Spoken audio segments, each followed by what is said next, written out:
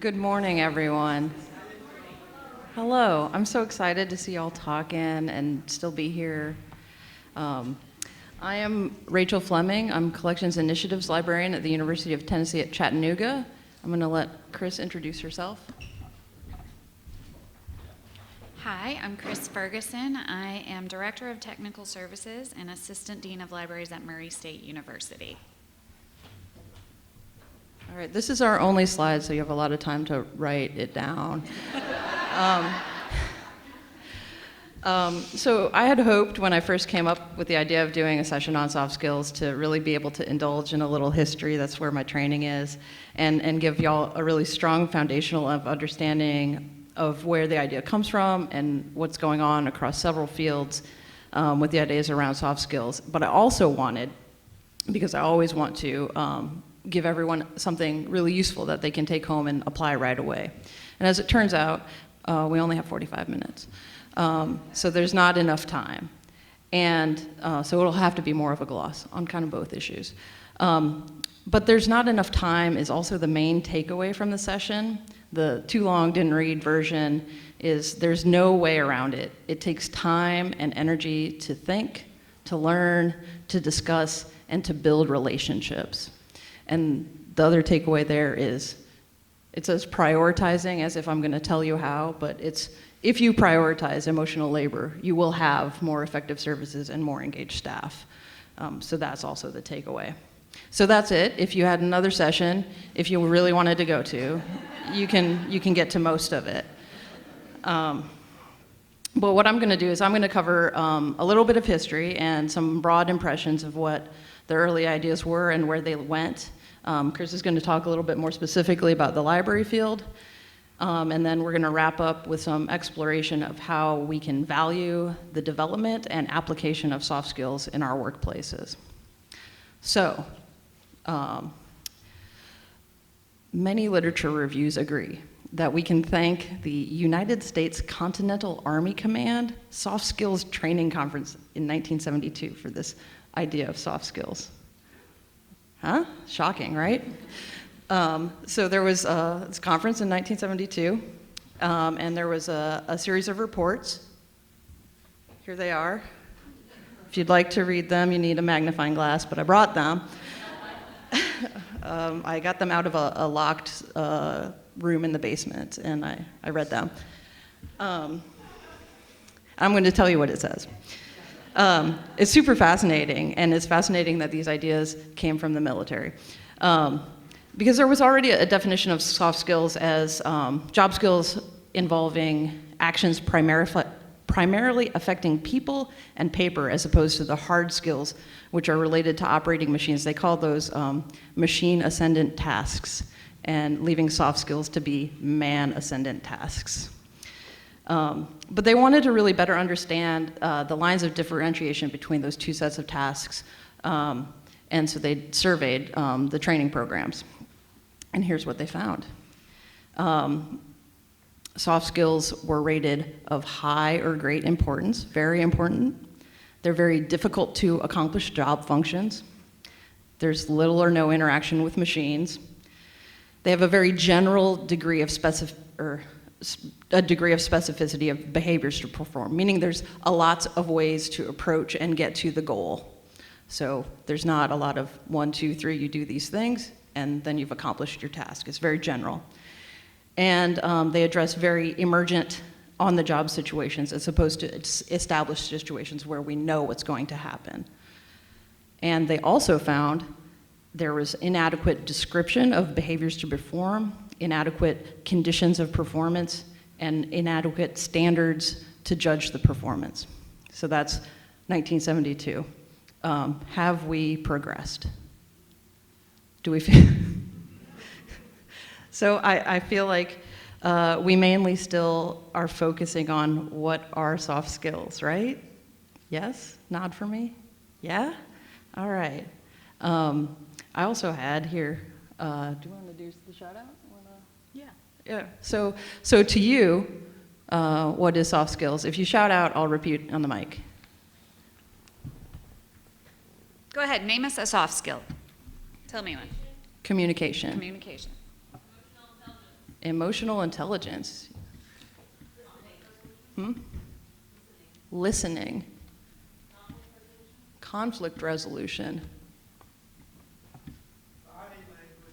Body language. Ooh, I like that one. Okay. Negotiation. It's all very good, very undefined and important and very general. So I went kind of looking from 1972, where we haven't progressed from. That's before my parents even met, just as a scale of time. Where have we kind of gone? And here's the things that jumped out to me. Kind of a first thread. In 1983, Howard Gardner published the theory of multiple intelligences. You're familiar with this, kind of where the idea of learning styles came from. There's a lot of discussion about that, but he did get a MacArthur grant, so he's a genius. So multiple theory of minds. And then in 1995, Daniel Goleman published Emotional Intelligence, which is really based on this kind of boom of brain science in the mid-90s. It was a very fun time.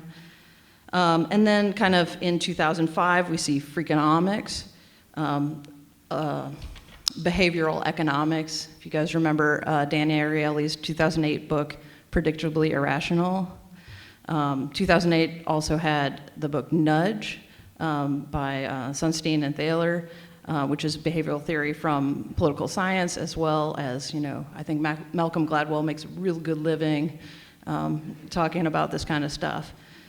So looking at that kind of as the bestsellers list, my kind of summation of that is a bunch of men, no shade to men, some of my best friends are men, of men trying to figure out emotions so that they can solve them. Yeah? Does anybody have a challenge to me on that? That's how I read it. But there's also a second thread and a couple of developments that are more focused on what and how. So from business, you see strategic planning is something that's happened since then. And you have the emergence of project management as a field, which are, both of those approaches are more of a framework or an approach to these problems. And project management, I think, most directly comes from the kind of military thinking, where you're trying to understand and address both the technical and organizational challenges of a problem. But those approaches, strategic management and strategic planning and project management, have some very common and very troublesome pitfalls, which we'll get into later. But first, Chris is going to talk and tell us a little bit more about soft skills in the library world, the research and the applications. Yep.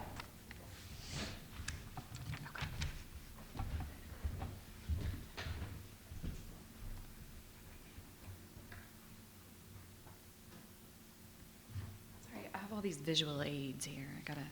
Okay, so in September 2018, Forbes.com published an article online. So it wasn't in Forbes, the magazine, but on Forbes.com, they published an article that was entitled, "Why Your Company Should Prioritize Soft Skills." And that article cited a report that stated that so the report cited in Forbes estimated that robots, however you define those, are going to take over a third of British jobs by the year 2030. Okay, so by the year 2030, a third of British jobs are going to be being done by robots, however you define that. And the article went on to state that one thing, and this is a direct quote, "One thing is certain though, throughout this change, there is something that you must ensure lasts and holds up to the test of time, your workforce." Okay, so let's talk about what that means for libraries. The value of our libraries is not, and despite the statistics that I am required to produce for ACRL, in the number of books that we catalog or that we hold in our collections or in the number of electronic resources that we provide, the value of our libraries lies in our workforce. So in the value that we add and in the services that we produce. Okay. So by a show of hands, how many of your libraries have lost a position, say, in the last 2 years? That's everyone. That's pretty much everyone in here has lost a position in the last 2 years. Were you replaced by robots? No? Okay, just checking. I don't know, but as Rachel mentioned in her introduction, how are we doing on time? We're good. Okay, poke me with a stick if I go over. So as Rachel mentioned in her introduction, the value that soft skills add to our work is in the relationships that they help us cultivate. So in a time when we are struggling with funding and when we are losing positions, the way that we can differentiate ourselves and the way that we can demonstrate our value to our broader institutions and to our organizations is with our soft skills.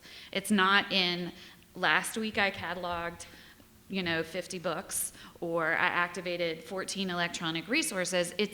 I'm demonstrating my value with my soft skills.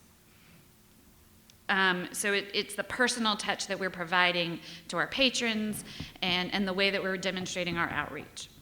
So let's talk a little bit about soft skills specifically in libraries. And the research, I've done some research here in libraries. There was a study published I think in 2016 in Portal Libraries in the Academy, the journal Portal Libraries in the Academy, called Soft Skills, A Phrase in Search and Meaning. And one of the things that, just to stray a little bit, one of the things that Rachel and I intend to do is put together a bibliography of all the resources that we've looked at. So if you contact us at these email addresses post-conference, we plan to compile a bibliography that we're happy to share. So you don't have to memorize everything that we've talked about here.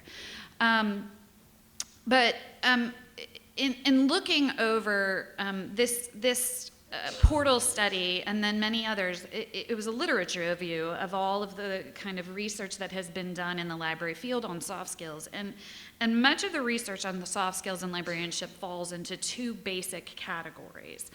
The first is, how are soft skills being taught in LAS curricula?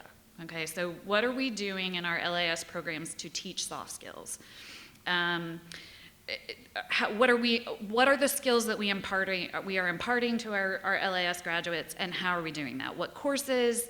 We're teaching them teamwork. We're teaching them, I heard, some communication, critical thinking skills, and what courses are we doing that through? The second way in which we generally have studied soft skills in librarianship is by looking at job descriptions. So what are we requiring of librarians as part, what kinds of soft skills do we look for when we are hiring librarians? And those are some of the ones that have been highlighted have been, again, strong communication skills, flexibility, project management, decision-making skills, the ever broad people skills, whatever that means. But the literature is woefully lacking in how we apply and how we build our soft skills on a daily basis. So what do we do? How do we apply our soft skills in our daily jobs?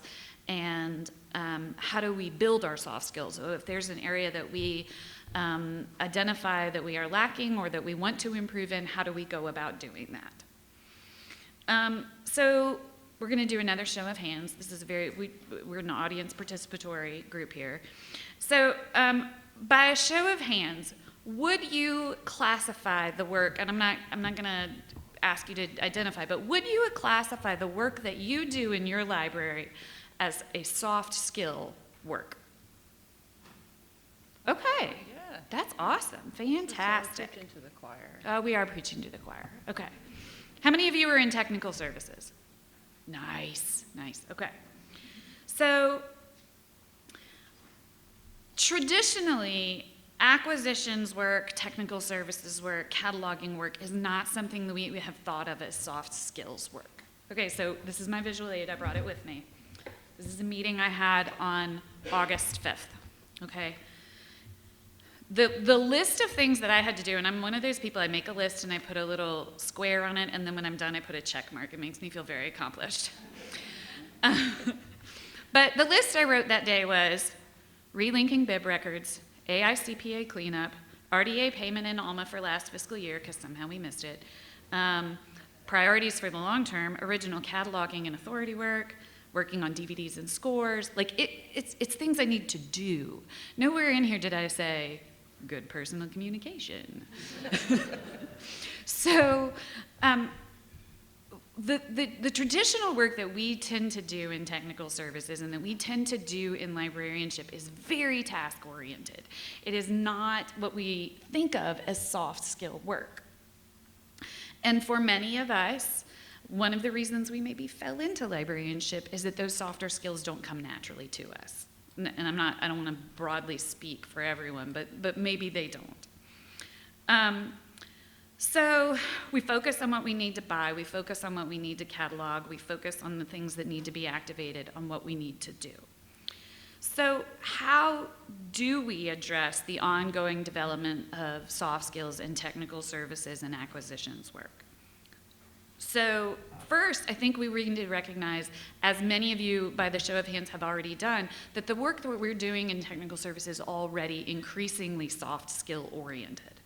So we are working with our faculty and our colleagues on projects that require outreach and advocacy.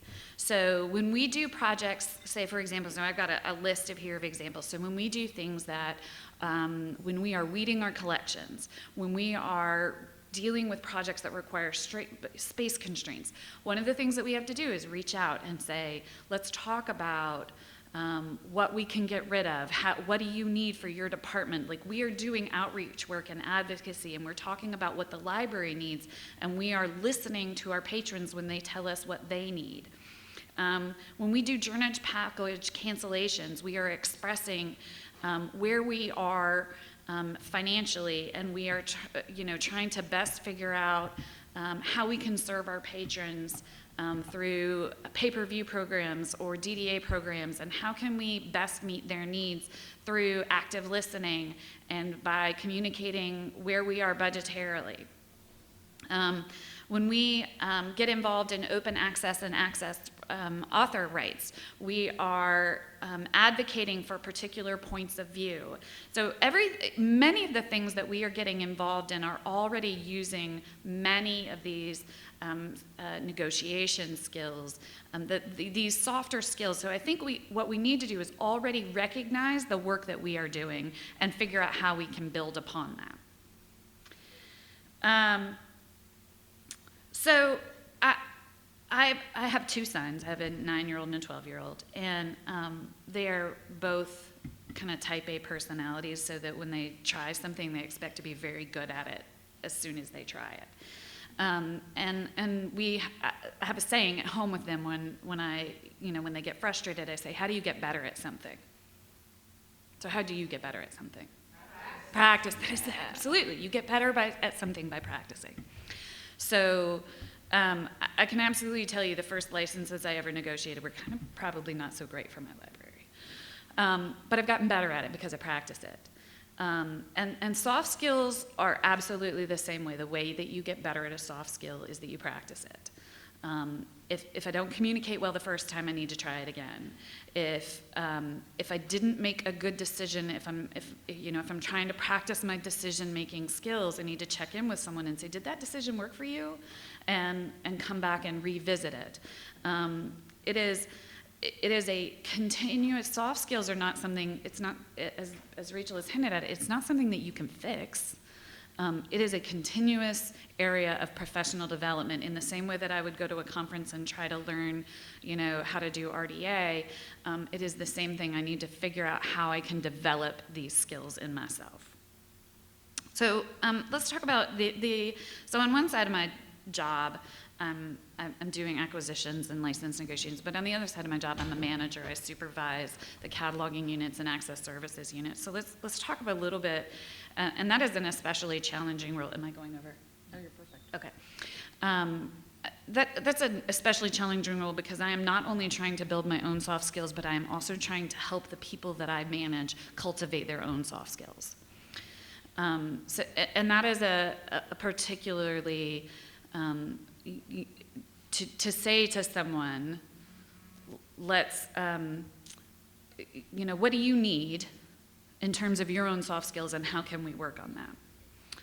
And in those kinds of projects, we're dealing with, I heard someone say when we talked about soft skills, conflict resolution, employee unease. When we get into projects where we talk about, when we're doing things like hiring, and we get into mentoring, onboarding, training, motivating, all of those are taking on a management level of soft skill where I am not only trying to improve my own soft skills and impart communication, but I am trying to get someone who is joining the library to join a culture of communication and engagement with our library community and engagement with our patrons.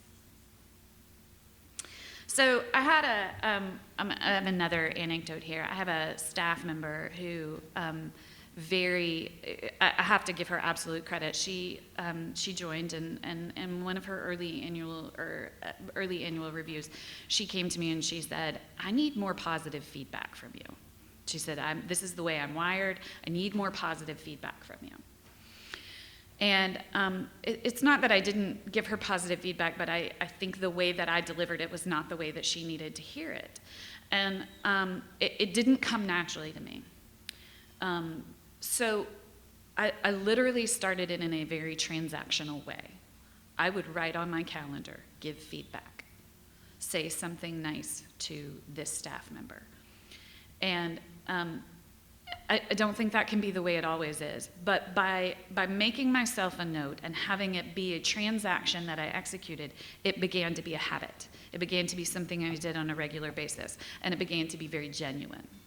So again, it is the way that you improve and the way that you get better at something is by building a habit and practice. And now it is something that, she and I have a very positive working relationship, and I occasionally still need a reminder, but by starting in that transactional way, in a way that, something that was unnatural to me, I have built a culture that she and I do on a much better basis, I think.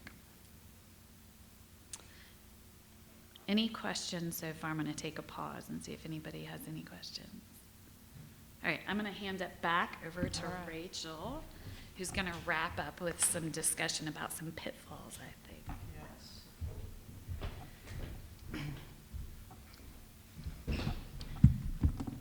Thanks. Sorry.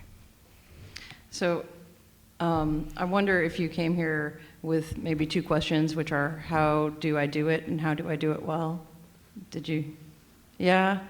Well, I already said at the beginning that there's not a shortcut, and there's actually not an answer that I can give you. Chris told some stories about her life, and I can tell you some stories about my life, but these are just things that worked for me, and I'm not about to say that these things will work for you, because they probably won't.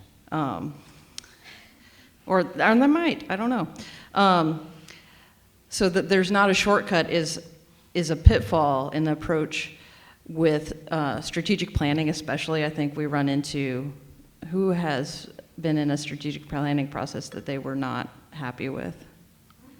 Yeah, it can go kind of wrong and poorly. And I think the reason is that approach that we can solve and understand and know. And it can end up just being like a checklist, a very transactional way that ends with the transaction, not develops into a culture or a habit. We need to be constantly reminding ourselves to go deeper and connect with each other as people. So for example, if you're in an organization with low trust, you need to improve transparency, right? So transparency, genuinely, it's not like, transparency, I did it. I have been transparent. It's not a thing that you can just have a meeting and be like, I have my transparency meeting, we're done with transparency, on to the next thing. It's a real openness to what your process is, and an openness to hearing, not making an employee feel heard, but hearing an employee, and responding and incorporating feedback, and especially negative feedback, especially listening to people who have critiques and concerns. And to do that kind of work and have that kind of approach and make that a habit, what you need is time, as I've said. If you talk to me about anything, I say you just need time and focus. And you need to reward it as an institution. So you need to value time as a resource in your organization at all levels. Whether it's give positive feedback on your to-do list as a manager, or giving space for employees to talk to each other. And it needs to be recognized and rewarded. Let's see what's on this next page. And you need to prioritize and develop skills. I really like the idea from our friends in education of reflective practice. It's something I was introduced to in graduate school because library school was in the education school. It's an idea where you, after an interaction, you assess it and remove yourself from an emotional response to it and really say what went well and what didn't. So that's something that's really worked for me. And I also am a big fan of the types of positive aspirational framing offered by the Harwood Institute that you can get from the ALA through the Libraries Transform Communities initiative. But here's the deal, right? Learning soft skills for yourself, for your staff, that's a soft skill. And as we learned in 1972, we don't really know what it is or how to do it. So I would like for us to open this up to the discussion portion and share with each other what's worked for us, because that might be something that somebody else hasn't heard of. Yesterday I heard of the book Leading with Kindness. I'm excited to read. My boss likes to listen to podcasts on her long commute and try out the ideas from things that she's heard on those podcasts. Peer mentoring. What are the things that have changed and improved your approach to soft skills in your work life? And there's mics throughout the room, and they actually, if they're on, they don't have cords, so you can pass them around.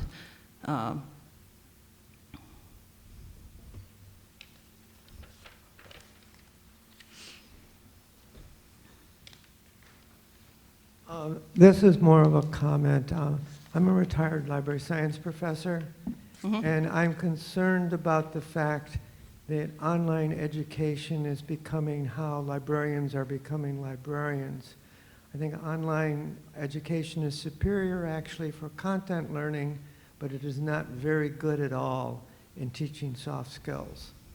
And I had a management course where I spent a lot of time with interaction, having people do practice sessions, and it concerns me now that those things will be so much harder, and so we will not be helping students acquire these skills once we go online. Sure. I would just say, kind of glancing through books from 2005, 1995, 1984, these are concerns that people address at all this time. New people entering the workforce nowadays don't have the same level of soft skills and relationship building skills as you and I, is something that you see in management books. Who has seen this? Right? So I have this in my note. It says, is it the youths? And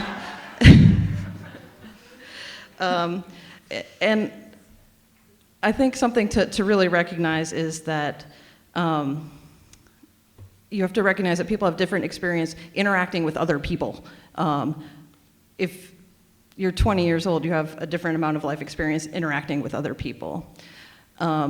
Or if you shut your door and catalog all day and don't go to a meeting, you have a different amount of practice interacting with other people. So, when I come into organizations say, oh, you don't have the relationships. Well, I've only been here for 6 months. There's no way I can have the same level of relationships and engagement as somebody who's been at that organization for 20 years. And we need to provide and I think it's less of an issue with education and more of an issue with how we structure our environments to provide people the opportunities to develop these relationships. And when we focus on task production instead of allowing people the time to get out and talk to each other, that is what more negatively affects the development of relationships and skills. That was a bit of a long tangent to answer your point. But I'd love to hear from other folks. We have plenty of time, so if you don't talk, I'm gonna make you do like think, pair, share activities.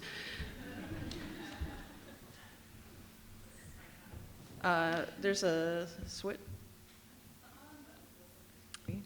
We'll repeat Hello. it if There you. we go. So one thing that we tried doing at our library, a few of us went to this leadership institute that was provided by our organizational development office, and kind of came away with that, with ideas of trying to bring they're more leadership skills, but very soft skill oriented, to bring that to our library to kind of passive aggressively change people. But because we were sort of suffering in just kind of a culture that we didn't want to be a part of at our library. And so we did a kind of pretty librarian-y thing and instituted a book club we did it over the summer for like each month. We read a book and realized that was asking a lot of people who we all have a lot to do. So now we're doing it on a semester basis, but we've been identifying books that are kind of, we've been giving the topic up to them. So if they want to focus on emotional intelligence or, ways to be more effective in the workplace. So right now we're reading one on habit forming. But I think the most interesting part is that it's just kind of being able to come together and discuss the book and kind of articulate ways of how to apply that has been the most effective part. I don't know if it's really changing the culture or the people, but it is at least breaking up the workplace a little bit differently. Can you identify yourself? Yes, you don't I'm have to. Robin Vickery at Embry-Riddle. Thank you.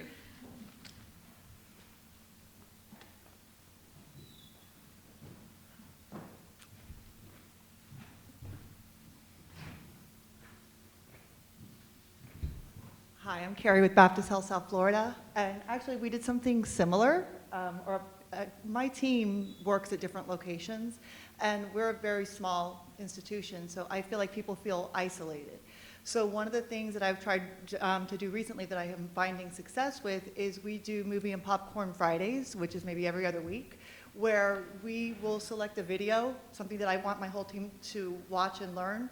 And what I was finding is I was assigning these videos for people to watch and learn, and they just weren't doing them. So we agreed to meet together, pop popcorn, everybody brings goodies, we sit in a room, and we kind of play wait, stop. So like we'll stop every couple of minutes, but wait, what did he just say? What do we think about this? And we'll have our laptop out, and we'll experiment with things. But the team loves it, and what I find is that it makes us feel more connected. So that's my experience. That's fantastic.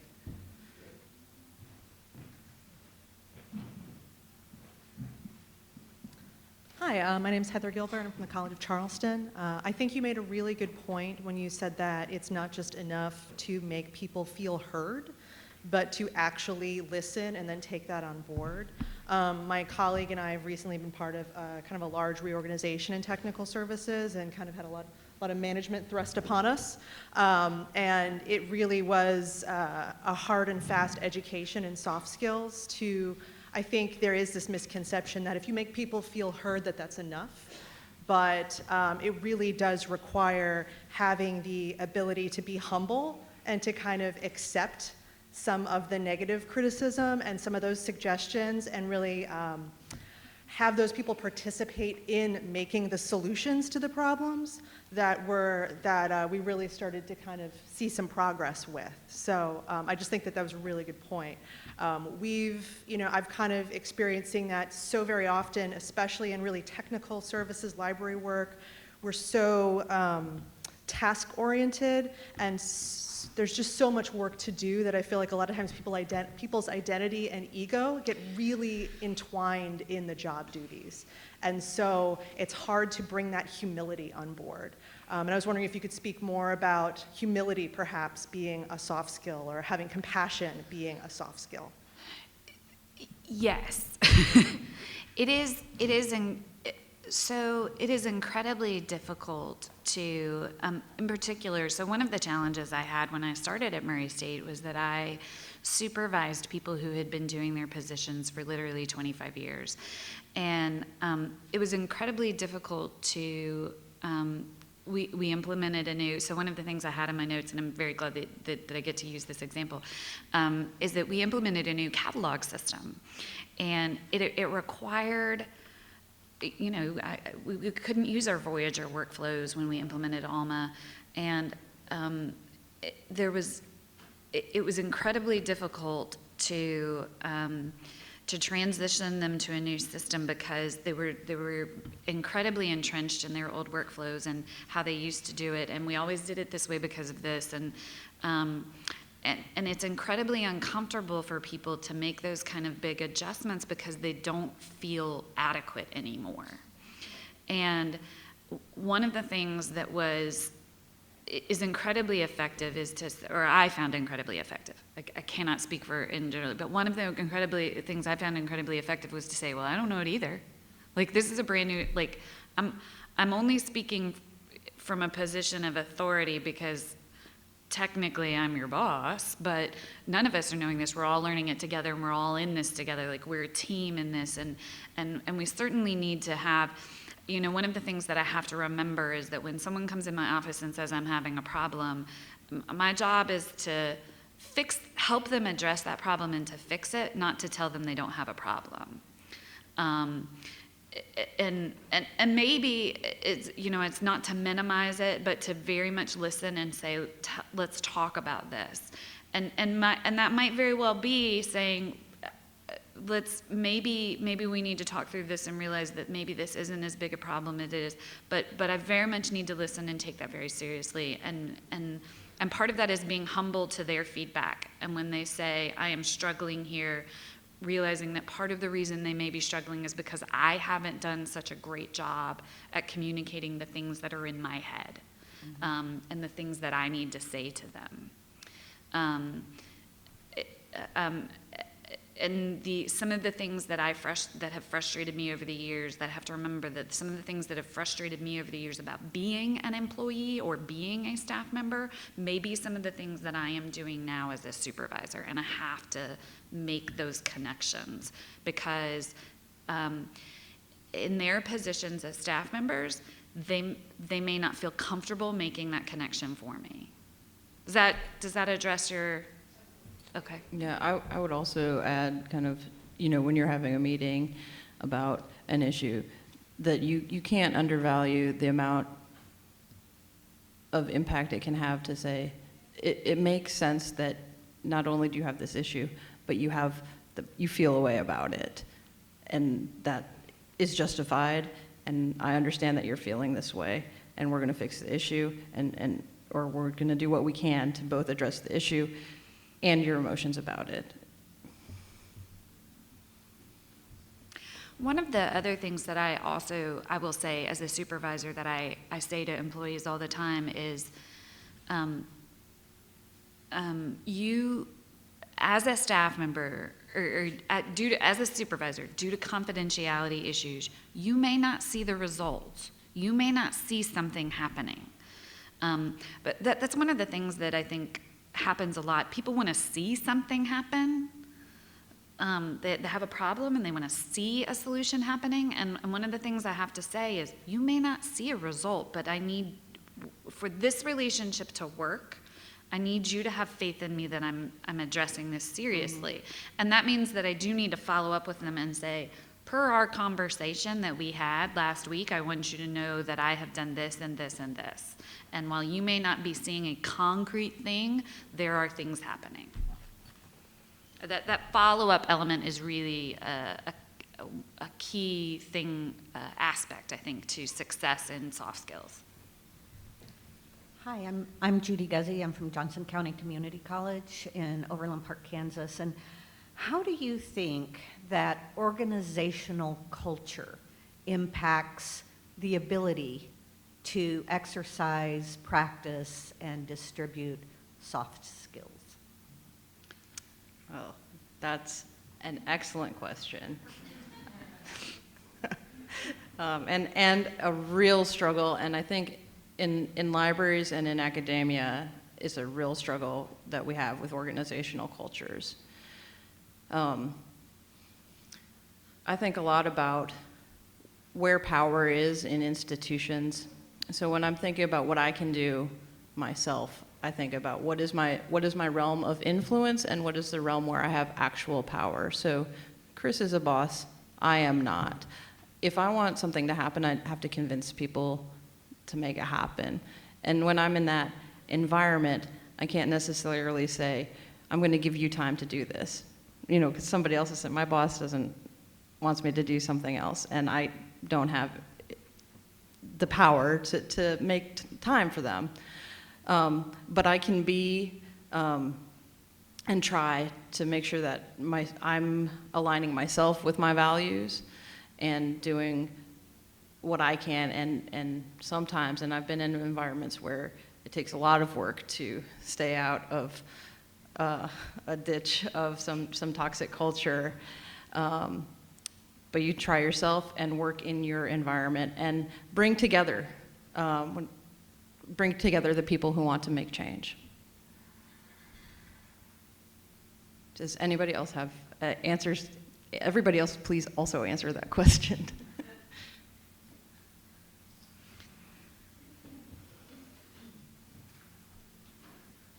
I'm Tressa Santella from the Massachusetts Library System. Previously, before my current role, I worked in an academic library for 7 years. And to address the question of organizational culture, one thing that we did, and this is a little bit about learning styles, but we actually did a library-wide DISC profiles.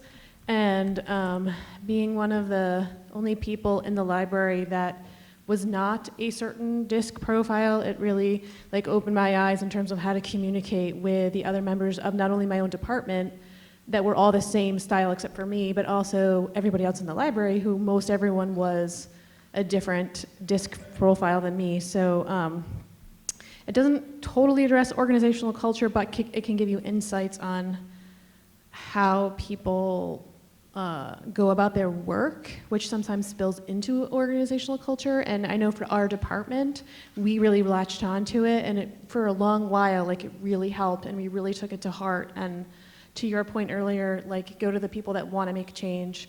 I agree with that. And for our little department, I would say it was successful. So, till we got new staff. Yeah. I would say personality tests are a weird little thing because they can be something that's very transactional, but they can also serve as a tool in a culture where you have trouble talking to each other to be a way to talk to each other about the way that you operate. So it can be bad, but it can also be good. And I want to be respectful of your time, and I think we're almost out of time, but we're happy to continue the discussion.